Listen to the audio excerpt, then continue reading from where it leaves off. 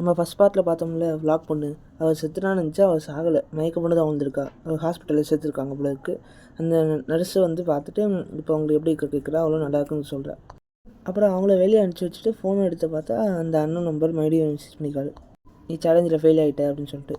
மறுபடியும் மெசேஜ் பண்ணுற 10 நிமிஷத்துல பர்கரு ஃப்ரைஸ் இதெல்லாம் சாப்பிடணும்னு சொல்லிட்டு. அதுக்காகவே என்னால் முடியாது, எனக்கு நான் சாகிற நிலைமைக்கு போயிட்டு என்னால் முடியாதுன்னு சொல்லலாம். ஆனால் இந்த ஸ்ட்ரேஞ்சர் எப்பயுமே கேட்குற மாதிரி இல்லை. சரி நான் சாப்பிட்றேன் அப்படின்னு சொல்லி அவ்வளோ ஒத்துக்கிறா. அந்த நேரத்தில் தான் வெளியே பார்த்தா ஒரு கொரியர் பாய் ஒருத்தர் வராரு. வந்துட்டு சாப்பாடு வச்சுட்டு போகிறாரு. அவர் இந்த பொண்ணோட விளாக் பார்த்துட்டு ஃபேன் பிளேக்கு நொய் பேசிகிட்டே இருக்கார் அவர் பாட்டுக்கு விட்டு.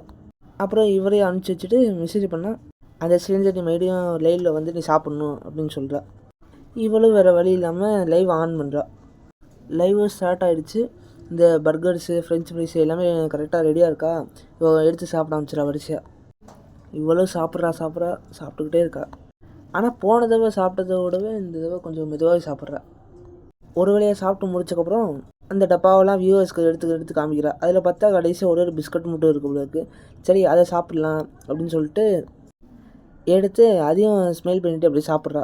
அப்படி சாப்பிட்டக்கப்புறம் அப்படியே வெளியே காமிச்சா ஒரு நர்ஸும் அந்த கொரியர் பயன்ட்டு கடைச்சி பண்ணிட்டு இருக்காங்க இவங்களை.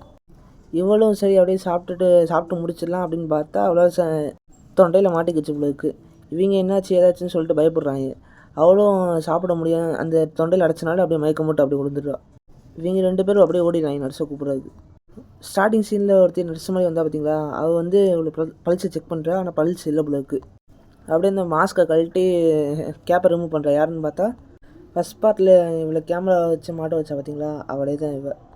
அப்படியே இவள் கேமரா முன்னாடி கேம் ஓடுன்னு சொல்லிட்டு இவ்வளோ கிளம்பிடுறா. அப்புறம் மார்ச்சில் காமிச்சா இவள் இன்னும் சாகலை போல இருக்குது, மயக்கத்தில் தான் இருந்திருக்கா. இந்த வீடியோ பிடிச்சிருந்துச்சுன்னா லைக் பண்ணுங்கள், ஷேர் பண்ணுங்கள், சப்ஸ்கிரைப் பண்ணுங்கள். தேங்க்யூ.